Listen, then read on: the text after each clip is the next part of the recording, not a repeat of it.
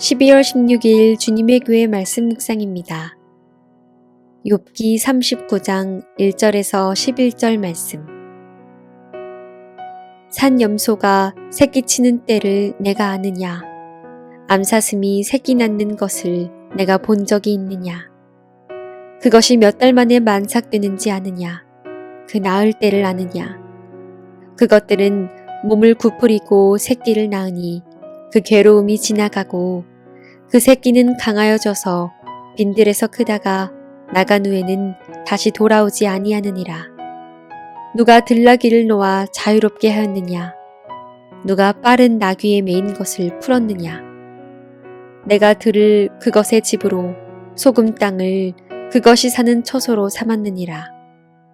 들나귀는 성읍에서 짓거리는 소리를 비운다니 나귀 치는 사람이 지르는 소리는 그것에게 들리지 아니하며 초장 언덕으로 두루 다니며 여러 가지 푸른 풀을 찾느니라. 들소가 어찌 기꺼이 너를 위하여 일하겠으며 내 외양간에 머물겠느냐. 내가 능히 줄로 매어 들소가 이랑을 갈게 하겠느냐. 그것이 어찌 골짜기에서 너를 따라 썰애를 끌겠느냐. 그것이 힘이 세다고 내가 그것을 의지하겠느냐. 내 수고를 그것에게 맡기겠느냐. 샬롬! 오늘도 말씀 앞으로 나오시는 모든 성도님들을 마음 다해 축복합니다. 길이요 진리 되시는 하나님의 말씀이 오늘 하루도 우리를 견인하게 될 것을 믿습니다.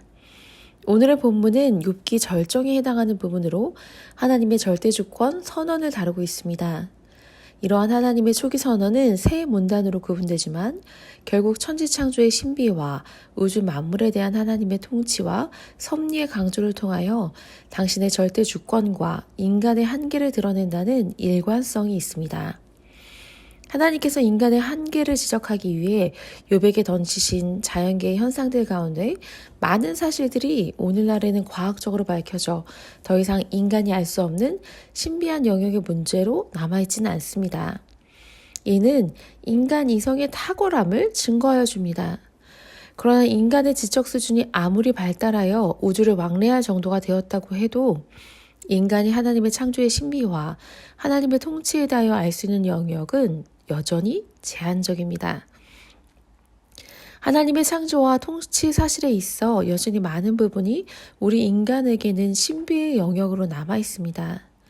그러므로 우리들은 하나님 앞에서 자기의 지혜를 자랑하며 교만하게 행할 수 없습니다. 또 하나님께서는 욥이 그토록 알고 싶어 하였던 그의 고난의 원인에 대하여 전혀 설명하지 않으십니다. 사실 욥의 고난 원인은 욥과 친구들 간의 핵심 논쟁 주제였습니다. 그럼에도 불구하고 하나님께서 욥의 고난의 원인에 대해 아무런 설명도 해주시지 않고 다만 하나님의 주권만을 강조하시는 것은 욥의 고난 원인은 결국 하나님의 주권이라는 보다 크고 원대한 주제 안에서 해결되기 때문입니다. 이는 욥기의 기록 목적이 인간의 고난 원인을 밝히는 데 있는 것이 아니라 욥에게 임한 알 수 없는 고난을 모티브로 해서 인생의 모든 실존에 있어서 피조물인 인간은 유한한 존재인 바 창조자로서 절대 초월자이신 하나님께 대하여 순복하고 또 신뢰해야 한다는 원리를 밝히는 데 있기 때문이기도 합니다. 그러한 오늘의 본문을 통해 우리가 품고 기억하고 지켜야 할 진리는 무엇이겠습니까?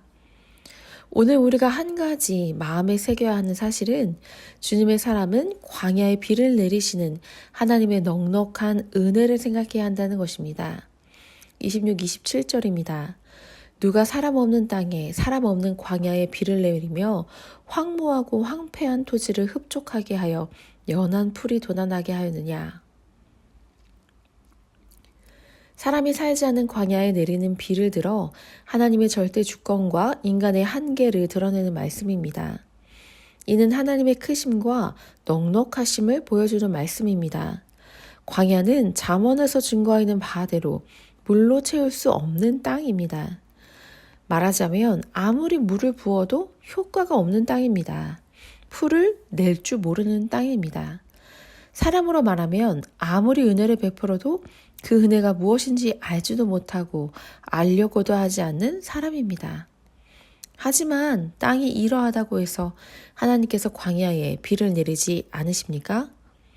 또 사람이 그렇게 뻔뻔하다고 해서 하나님께서 의인에게만 은혜를 베푸시고 악인에게는 베푸지 않으십니까? 아닙니다. 본문에서 증거하듯이 하나님께서는 동일하게 광야에도 비를 내리시고 악인에게도 은혜를 내리십니다. 이것이 바로 우리가 섬기고 있는 하나님의 크심입니다. 그렇습니다. 우리 하나님은 크신 하나님이십니다. 그 넓이와 깊이와 길이와 높이는 우리 인간의 생각으로는 잴 수가 없습니다. 우리가 생각할 때는 전혀 무용하고 무익한 일들을 우리 하나님께서는 하십니다. 효용성이나 효율성을 생각한다면 벌써 손을 뗐어야 하는 일이지만 우리 하나님께서는 하십니다. 솔직히 고백해 보십시오. 오늘 우리는 어떻게 있게 되었습니까? 우리의 믿음이 어떻게 생겨나게 되었습니까? 본래 하나님의 말씀을 알아들을 수 있는 귀가 우리에게 있었습니까? 우리가 유능하고 똑똑했기에 한마디 말씀에 척 알아들을 수 있었던 것입니까? 천만의 말씀입니다. 사도 바울이 복음을 전했던 아덴 사람들은 범사에 종교성이 많고 지혜가 많은 사람들이었지만 그들이 복음을 듣고 즉시 받아들이지 않았습니다. 오히려 사도 바울도 이곳에서만큼은 실패를 경험합니다. 사도행전 17장 32절입니다. 그들이 죽은 자의 부활을 듣고 어떤 사람은 조롱도 하고 어떤 사람은 이 일에 대하여 내 말을 다시 듣겠다 하니 결국 이와 같은 사실은 우리의 믿음의 종교성 혹은 인간 지혜와 전혀 상관없음을 보여줍니다. 오늘 우리가 되었든 다른 누가 되었든 믿음을 가지게 된 것은 전적으로 하나님의 은혜입니다. 우리 마음은 광야와 다를 바가 없습니다. 하나님께서 아무리 은혜를 부어주셔도 믿음의 조그만 싹조차 틔울 줄 모르는 이들입니다. 하지만 우리 하나님께서 포기하지 않으시고 섭섭하게 생각지 않으시고 변함없는 은혜로 부어주셨기에 오늘 우리가 믿음의 사람이 될 수 있었던 것입니다. 그래서 성경은 오늘 우리에게 이러한 하나님의 크심, 풍성하심, 광대하심을 알아야 한다고 가르칩니다. 에베소서 3장 18절과 19절입니다. 능히 모든 성도와 함께 지식에 넘치는 그리스도의 사랑을 알고 그 너비와 길이와 높이와 깊이가 어떠함을 깨달아 하나님의 모든 충만하신 것으로 너희에게 충만하게 하시기를 구하노라. 그러므로 우리는 하나님의 크심을 새롭게 생각해야 합니다. 우리 하나님은 크신 하나님이십니다. 우리는 이를 바로 알고 그 크신 하나님의 은혜를 누리는 자답게 우리 역시 하나님처럼 커져야 합니다. 아무리 주변 사람이 우리를 실망시키고 마음을 아프게 한다고 할지라도 우리의 속이 좁아져서는 안 됩니다. 오히려 우리 자신이 우리 자신에 대해서 놀라고 우리를 지켜보는 이웃이 우리의 변화에 놀랄 정도로 그렇게 큰 사람이 되어야만 합니다.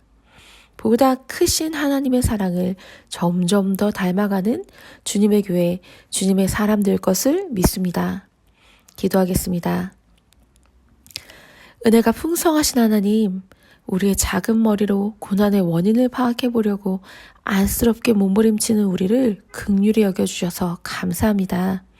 이해되지 않더라도 온전히 하나님을 신뢰하며 하나님 앞에서 깊어지는 인생 살아갈 수 있도록 축복 더하여 주시옵소서. 풀 한 포기 하나 내지 못하는 메마른 광야 위에 넉넉히 비를 부어주시는 하나님의 사랑을 닮아가길 원합니다.